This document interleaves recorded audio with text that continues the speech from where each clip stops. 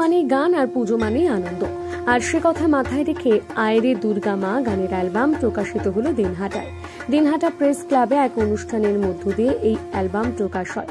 সঙ্গীতাঞ্জলি music কলেজের পক্ষ থেকে এদিন এই অ্যালবাম প্রকাশ অনুষ্ঠানে উপস্থিত ছিলেন মিউজিক কলেজের অধ্যক্ষ অপূর্ব অধিকারী, কৌশিক রায়, রুদ্রাশিস সাহা প্রমুখ।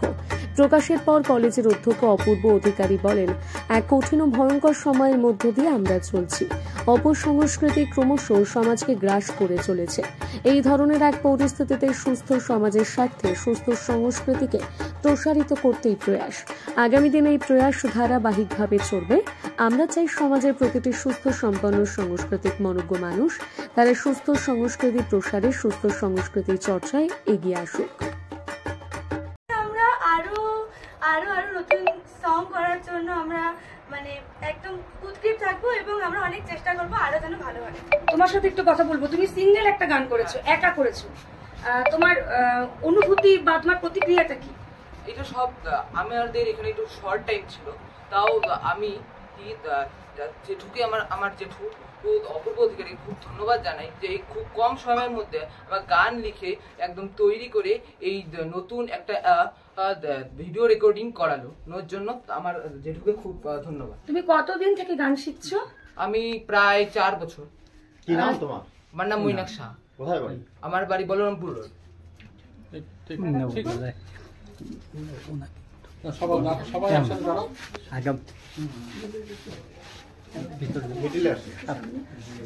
আগামী দিনের কি পরিকল্পনা রয়েছে? এবারে আমাদের মিউজিক কলেজের পক্ষ থেকে প্রথম নিবেদন, জানি না সবাই এটা কিভাবে এটাকে নেবে।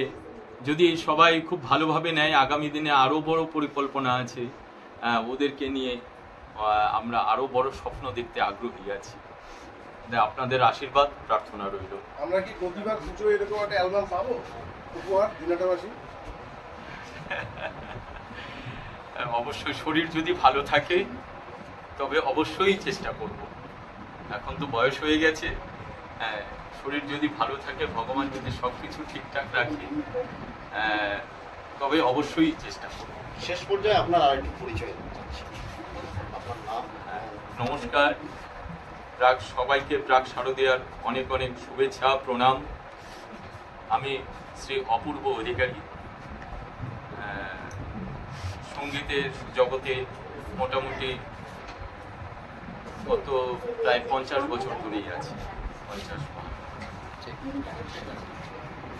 আমার সহধর্মিণী এবং আমার বিদ্যালয়ের প্রধানাচার্য মাননীয় শ্রী উত্তম রায়, যা সেইভাবে যদি আমাকে সাহায্য না করতো তাহলে আমি এত বড় কাজ হয়তো বা করতে পারতাম না। আপনার সাথে একটু কথা বলবো। এই যে সঙ্গীতাঞ্জলি মিউজিক কলেজের কর্ণধার অপূর্ব অধিকারী দীর্ঘদিন প্রচেষ্টার করছে, সঙ্গীত চর্চা করছে, তারপরেও এই প্রথমবার একটা গানের অ্যালবাম রিলিজ করলো, কেমন লাগছে? খুব ভালো লাগছে, এগুলোই স্মৃতি হয়ে থাকবে আগামীতে। আমাদের আজকে একটা নতুন গানের অ্যালবাম বেরোচ্ছে, তো এই গানে আমরা কাজ করতে পেরে খুবই আনন্দিত হতে পেরেছি। তো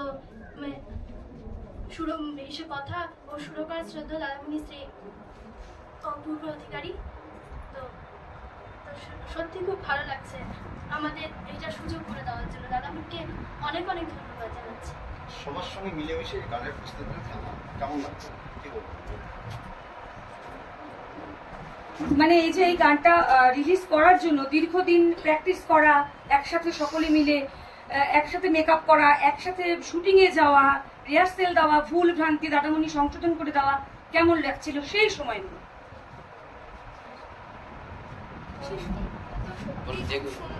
এবং স্মৃতি করে রাখার মতো এই কাজগুলো কি সত্যি আমাদের কাছে স্মৃতি হয়ে থাকার মতো, এবং এই কাজগুলো করে এত যে আনন্দ পাই যেটা অন্য কোনো ক্ষেত্রে আমার মনে হয় না পাওয়া যায়। আর সত্যি কথা বলতে গেলে এটা তো একটা নতুন এক্সপিরিয়েন্স হলো, সত্যি একটা নতুন, একটা ভিন্ন জগতে আমরা একটা নতুন